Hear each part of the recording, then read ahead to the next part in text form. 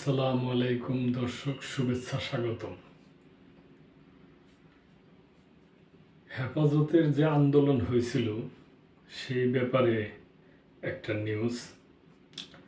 বিগত সরকার শেখ হাসিনার আমলে হেফাজতের সমাবেশে গণহত্যা, হাসিনা সহ ৪৪ জনের বিরুদ্ধে ট্রাইব্যুনালে অভিযোগ।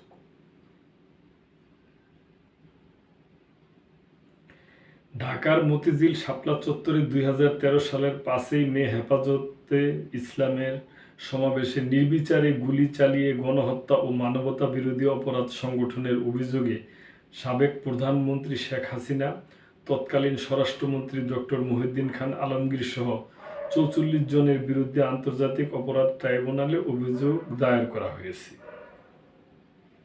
সেই সমাবেশে অংশ নিয়ে পুলিশের গুলিতে নিহত অন্যান্য যাদের বিরুদ্ধে অভিযোগ দায়ের করা তারা হলেন আওয়ামী লীগ নেতা শেখ ফজলুল করিম, সেলিম, আব্দুল লতিফ সিদ্দিকী, মাহবুবুল আলম হানিফ, বাহাউদ্দিন নাসিম, ডক্টর আব্দুর রাজ্জাক, ডাক্তার হাসান মাহমুদ, মৃণাল কান্তি দাস, তৎকালীন IGP Hasan Mahmud Khandakar, AIG Shahidul Islam, DMP commissioner বেনজির আহমদ, বিজিবির তৎকালীন প্রধান, র্যাবের ডিজি, র্যাবের ইন্টেলিজেন্ট উইংয়ের কমান্ডার তৎকালীন লেফটেন্যান্ট কর্নেল জিয়াউল আহসান, তৎকালীন ছাত্রলীগের সভাপতি ও সেক্রেটারি, যুবলীগের সভাপতি ও সেক্রেটারি সহ ৪৪ জন।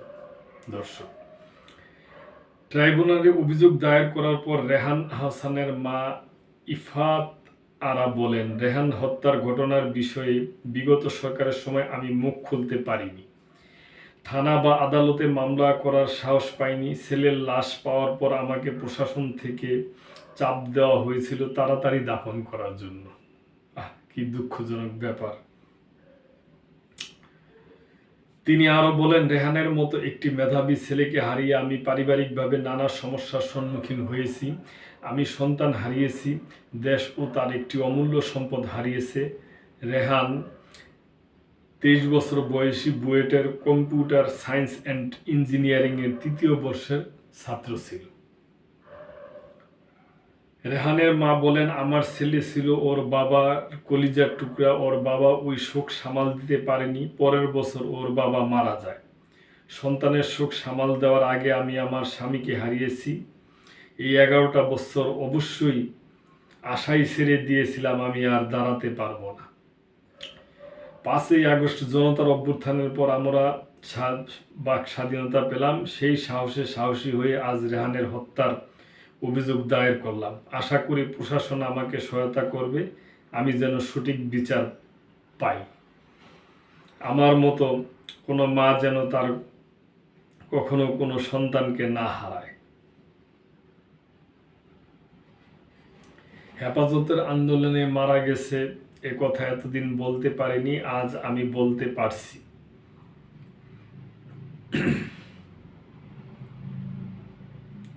আমার ছেলে রেহান আহসান ও তার বন্ধুরা সকাল থেকে ছাত্রলীগ, যুবলীগ সহ পুলিশ ও অন্যান্য আইনশৃঙ্খলা রক্ষাকারী বাহিনী কর্তৃক একাধিক স্থানে হামলার শিকার হয়ে আহত ও বিধ্বস্ত অবস্থায় বিকালে মতিঝিল শাপলা চত্বর এলাকায় পৌঁছায়। উক্ত স্থানে থাকা অবস্থায় সন্ধ্যার পরে শাপলা চত্বরের দক্ষিণ পার্শ্বস্থ দৈনিক বাংলা অভিমুখী সড়কে শাপলা চত্বর থেকে সামান্য দূরে রাস্তায় পুলিশ, যৌথ বাহিনী, ছাত্রলীগ ও যুবলীগের সন্ত্রাসীরা গোলাগুলি করে আকস্মিক হামলা করলে আমার ছেলেসহ তার বন্ধুরা ছত্রভঙ্গ হয়ে যায়। এ সময় আমার ছেলেসহরা আর কয়েকজন রাস্তার পাশে একটি গলিতে ঢোকে আশ্রয় নেয়।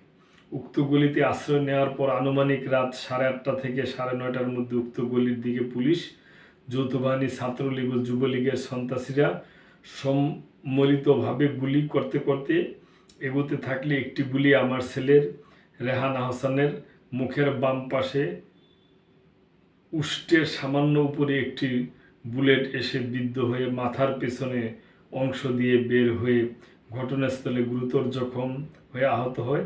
কিছুক্ষণ পরে পরিস্থিতি স্বাভাবিক হলে উক্ত গলিতে অবস্থানকারী বাকি জীবিত লোকজন সহ রেহানার অন্যান্য বন্ধুরা রেহান সহ আরও কয়েকজনকে বুলেট বিদ্ধ গুরুতর আহত ব্যক্তিকে উদ্ধার করে রিকশায় উঠিয়ে দিলে রেহানকে প্রথমে মতিঝিল ইসলামী ব্যাংক হাসপাতালে নিয়ে যাওয়া হলে কর্তব্যরত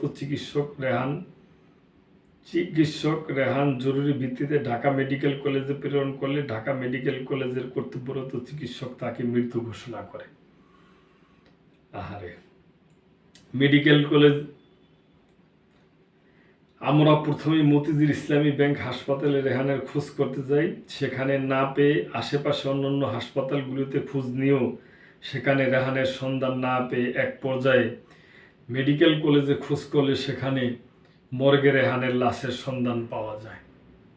পরে ঢাকা মেডিকেল কলেজ হাসপাতালে আমার ছেলে রেহান আহসানের পোস্টমর্টেম সম্পূর্ণ করে লাশ আমাদের কাছে হস্তান্তর করলে হাসপাতাল কর্তৃপক্ষ কিংবা পুলিশ আমাদেরকে পোস্টমর্টেম রিপোর্ট দেয়নি। কি দুঃখজনক, পোস্টমর্টেম রিপোর্টও দেয় নাই। পরবর্তী সময়ে আমার পারিবারিক সিদ্ধান্ত কর্মে আমাদের নিজ গ্রামের বাড়ি নওগাঁ জেলায় আমার ছেলের লাশ দাফন সম্পূর্ণ করি। কত দুঃখজনক ব্যাপার দর্শক। দেখেন, মেধাবী ছাত্র ছিল এবং সে ধার্মিক ছিল। তো দর্শক, এই নিউজটা আজকে আমি পড়ছি, তো আপনাদের সাথে শেয়ার করলাম। তো এইটার জন্য আজকে ওই ট্রাইব্যুনালে তার মা করছে, ওই মামলা করছে। তা দেখা যাক কি হয়। আমরা ন্যায় বিচার চাই, ন্যায় বিচার যেন হয়, এটাই আমাদের আশা। তো দর্শক, আজকে এই পর্যন্তই। ভালো থাকবেন, সাবস্ক্রাইব করে এই চ্যানেলটির পাশেই থাকবেন। আসসালামু আলাইকুম।